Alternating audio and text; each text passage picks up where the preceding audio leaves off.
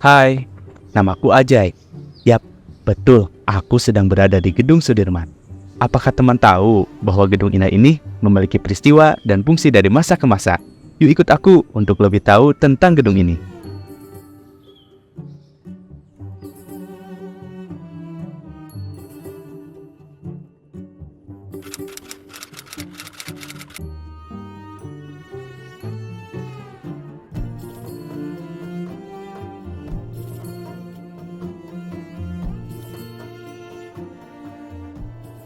Kota Cimahi.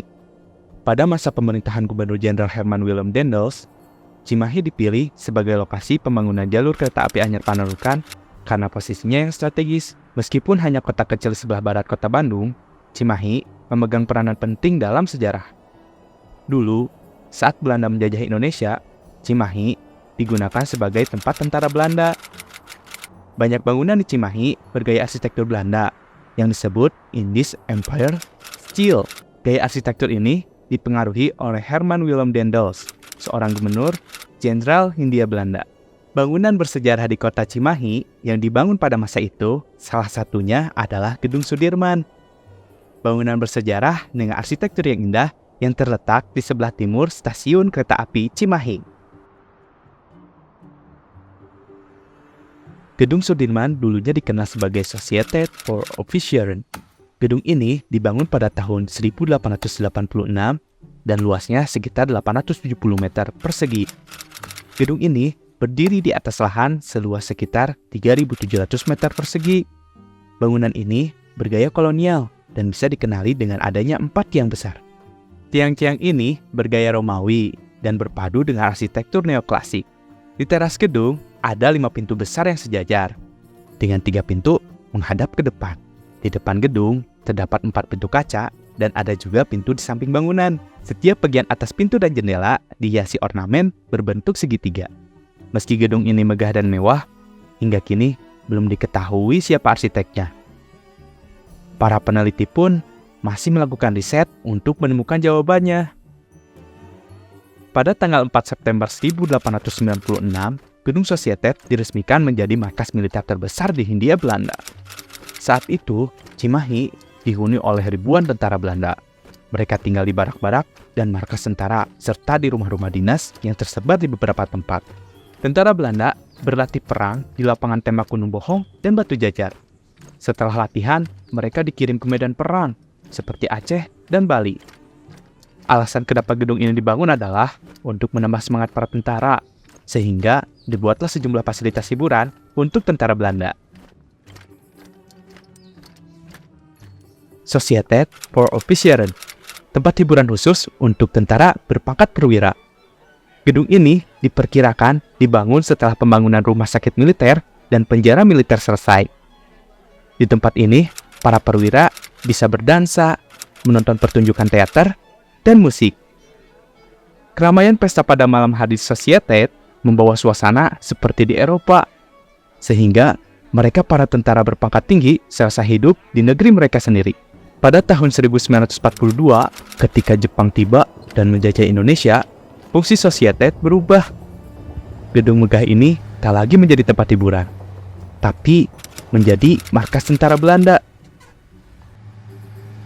Setelah Indonesia merdeka pada 1945, Belanda sempat datang dan menguasai kembali kota Cimahi.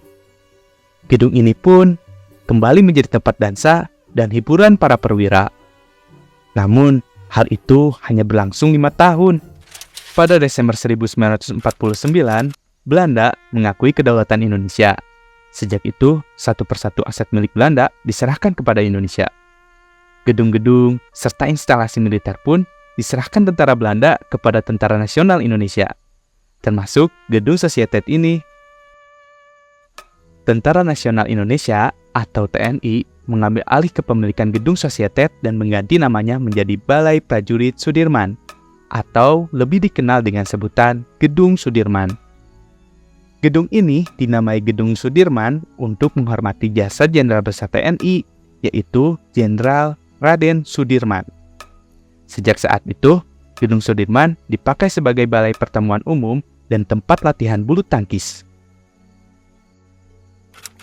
Pada tahun 2001, Gedung Sudirman digunakan sebagai kantor DPRD Kota Cimahi.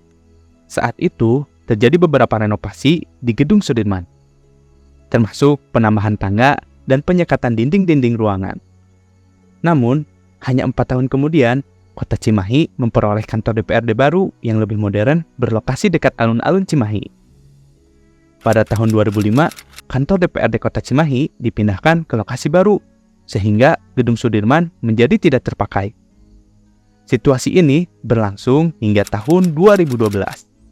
Pada tahun 2012, Gedung Sudirman disewa oleh Peri Tristianto, seorang pihak swasta yang mengubahnya menjadi gedung serbaguna. Untuk tujuan tersebut, Gedung Sudirman kemudian berganti nama menjadi The Historic, yang merupakan perpaduan kata bahasa Inggris yaitu history dan rich, yang menggambarkan kekayaan sejarah gedung tersebut.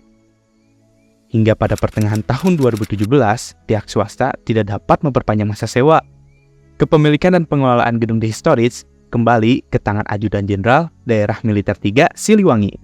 Meskipun kembali ke nama awalnya yaitu Gedung Sudirman, tulisan The Historic tetap terdapat di fasad bangunan, sehingga banyak yang lebih mengenalnya sebagai The Historic. Setelah pihak swasta tidak dapat memperpanjang masa sewa gedung ini, kondisi Gedung Sudirman semakin tidak terawat. Banyak rumput liar yang tumbuh di sekitar halaman gedung. Selain itu juga banyak aksi vandalisme di sekitaran Gedung Sudirman, dan itu membuat gedung yang memiliki arsitektur indah ini menjadi tidak enak dilihat. Untuk melindungi Gedung Sudirman dari kerusakan, pada tanggal 10 Mei 2022, gedung ini ditetapkan sebagai bangunan cagar budaya. Gedung ini dianggap sangat penting karena memiliki nilai sejarah, arsitektur, dan budaya yang tinggi. Gedung Sudirman juga menjadi salah satu tempat wisata di Kota Cimahi. Penetapan gedung ini sebagai cagar budaya adalah hasil dari kerja keras pemerintah Kota Cimahi dan Dinas Kebudayaan Pariwisata Kepemudaan dan Olahraga. Mereka bekerja sama dengan tim ahli cagar budaya untuk melindungi dan mengelola warisan budaya. Sekarang, Gedung Sudirman sering digunakan untuk acara resepsi pernikahan dan kegiatan besar lainnya. Tulisan The Historic yang ada di bagian depan gedung telah diubah menjadi Gedung Sudirman untuk menghormati sejarahnya.